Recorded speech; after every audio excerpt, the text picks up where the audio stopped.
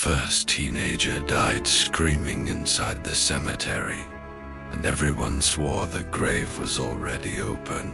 They called it Hollow Cross Cemetery, a place the town pretended not to see. Rusted gates, sunken headstones, graves so old the names had eroded into meaningless scratches. It was where the young people went at night to feel brave, to drink cheap alcohol, to laugh at death, because it hadn't taken them yet. 5 of them went that night. Only 4 came back. Lucas was the one who suggested it. 80. Reckless, always smiling like nothing could touch him. He said, the cemetery was just dirt and bone. Said ghosts were for children. The others followed, because that's what you do when you're young and afraid of being afraid. The air inside the cemetery felt colder than the rest of the town. Not night cold, grave cold. The kind that seeps through shoes and settles in the marrow. Their flashlights carved thin tunnels through the darkness, catching crooked crosses and statues with faces worn smooth. They heard whispering almost immediately. Not voices. Not.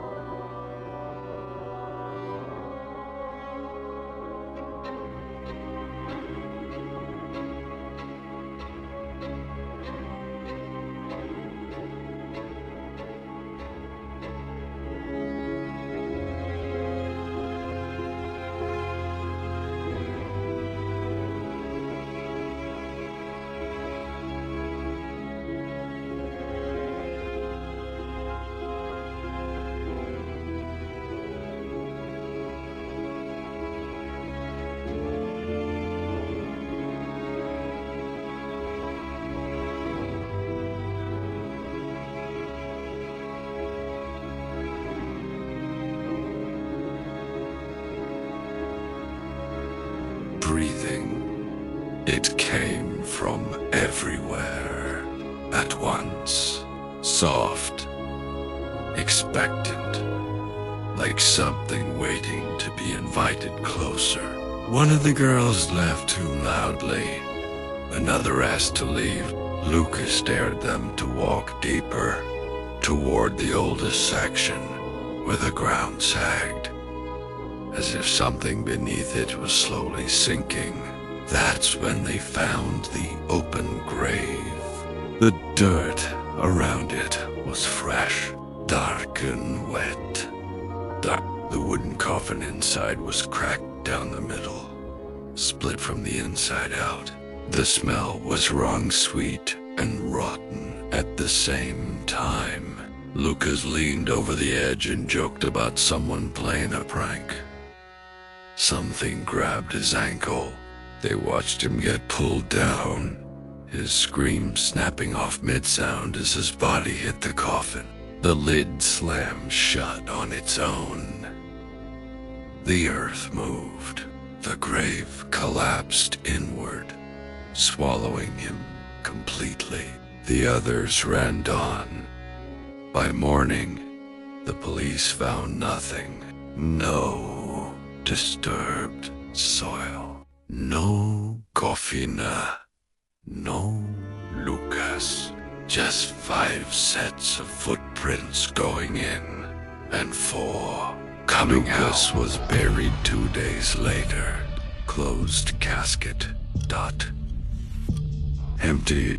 That night, the others started seeing him standing at the foot of their beds, watching from street corners, reflected in dark windows where he shouldn't be. His skin looked gray, too tight, like it didn't belong to him anymore. They heard knocking at night. 3 slow taps, always from below. One by one, they stopped sleeping. One by one, they started coughing up dirt, soil packed under fingernails that hadn't touched the ground, scratches on their backs shaped like fingers clawing upward. The whispers came back. This time, they understood the words, "You're standing on us." The cemetery began to change.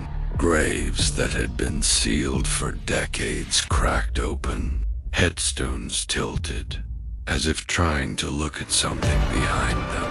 The ground breathed at night, rising and falling in slow, uneven rhythms. The friends returned to Hollow Cross together, desperate, hollow-eyed, shaking. Lucas was waiting. He stood among the open graves, his mouth full of soil, his eyes black and bottomless. Behind him, shapes rose from the earth, young figures, old figures, all wearing the faces of the dead who had never been mourned properly, never remembered, never laid to rest the right way. Lucas spoke without moving his lips. "We were buried wrong," he said, "and now you are too." The ground split open beneath them. Weeks later, 5 new graves appeared in Hollow Cross Cemetery. No names, no date, and sometimes, late at night, teenagers swear they see a group of young people standing among the headstone, watching the living with hollow eyes, waiting for someone else to step where they don't belong.